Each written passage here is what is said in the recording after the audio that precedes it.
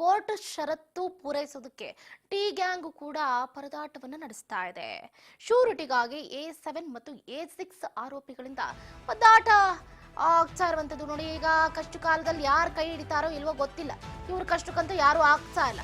A7 accuser number 7 Anukumar, accuser number 6 Jagadish ಕುಟುಂಬಸ್ಥರಿಗೆ ಈಗ ಯಾಕಪ್ಪ ನನ್ನ ಮಕ್ಕಳು ಹಿಂಗ್ ಮಾಡ್ಬಿಟ್ರು, ಹೊರಗಡೆ ಕರ್ಕೊಂಬರೋದಕ್ಕೆ ಹಿಂಗ ಆಗ್ತಾ ಇದೆಯಲ್ಲ, ಹಿಂಗಾದ್ರೂ ಮಾಡಿ ನನ್ನ ಮಕ್ಕಳನ್ನ ಹೊರಗೆ ಕರ್ಕೊಂಬರ್ಬೇಕು ಅಂತ ಅವರ ತಂದೆ ತಾಯಿ ಗೋಳಾಡ್ತಾ ಇದ್ದಾರೆ. ಅನುಕುಮಾರ್ ಜಗದೀಶ್ಗೆ ಬಾಂಡ್ ನೀಡೋದಕ್ಕೆ ಯಾರೊಬ್ರು ಕೂಡ ಮುಂದೆ ಬರ್ತಾ ಇಲ್ಲ. 1 ಲಕ್ಷದ ಬಾಂಡ್ ನೀಡೋದಕ್ಕೆ ಕುಟುಂಬಸ್ಥರಿಗೆ ಆಗ್ತಾ ಇಲ್ಲ.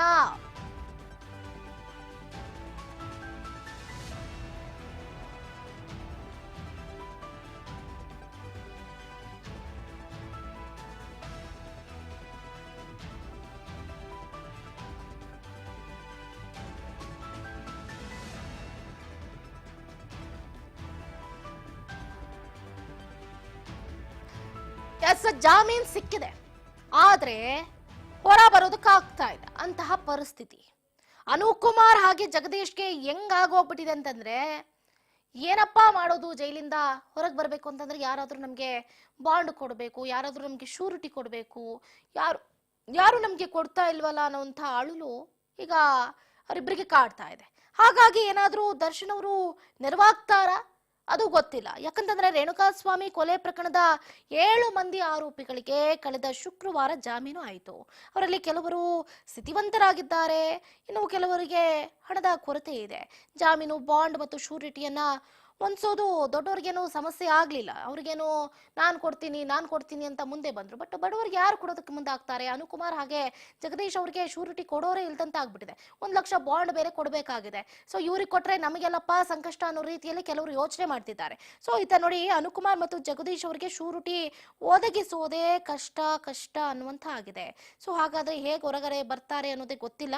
ಬಟ್ ದರ್ಶನ್ ಮತ್ತು ಪವಿತ್ರ ಗೌಡ ಈಗಾಗಲೇ ಹೊರಗಡೆ ಬಂದಿದ್ದಾರೆ.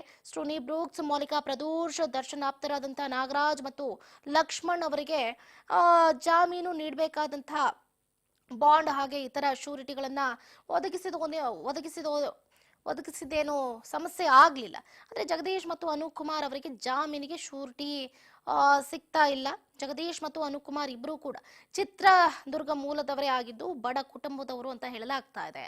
ರೇಣುಕಾಸ್ವಾಮಿ ಅವರನ್ನ ಚಿತ್ರದುರ್ಗದಿಂದ ಅಪಹರಣ ಮಾಡೋದಕ್ಕೆ ಚಿತ್ರದುರ್ಗದ ದರ್ಶನ್ ಅಭಿಮಾನಿ ಸಂಘದ ಅಧ್ಯಕ್ಷ ಜಗ್ಗು ಬಳಸ್ಕೊಂಡಿದ್ದ. ಅನುಕುಮಾರ್ ಹಾಗೆ ಜಗದೀಶ್ ಇಬ್ಬರ ಕುಟುಂಬದವರು ಕೂಡ ಸ್ಥಿತಿವಂತರಲ್ಲ. ಈಗ ಈ ಇಬ್ಬರಿಗೂ ಜಾಮೀನು ದೊರೆತಿದೆ, ಆದ್ರೆ ಬಿಡುಗಡೆಗೊಳ್ಳೋದಕ್ಕೆ ನೀಡಬೇಕಾಗಿರುವಂತಹ ಶ್ಯೂರಿಟಿ ಬಾಂಡ್ಗಳನ್ನ ನೀಡೋದಕ್ಕೆ ಸಾಧ್ಯ ಆಗ್ತಾ ಇಲ್ಲ.